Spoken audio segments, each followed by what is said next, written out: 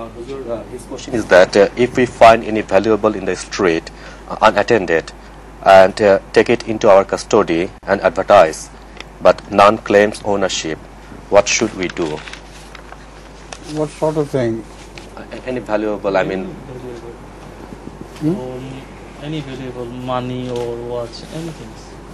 According to Muhammad, first of all, it's better not to take it from the road, because maybe the person who has lost it returns, and if he doesn't find it on the road, it will be very difficult for him to understand who is the person whom he should approach.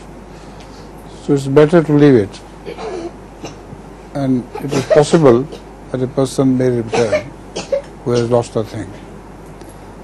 But unfortunately in this society there are too many thieves, so it is a possibility, of course, a danger, real danger of some thief looking at this lost property and take it away.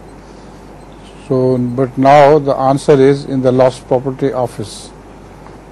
These offices are open now, and this is what we do during our jalsas. If somebody finds something lost, he should take it and give it to the lost property office, and the lost property office returns it when somebody approaches. So nowadays this is the answer.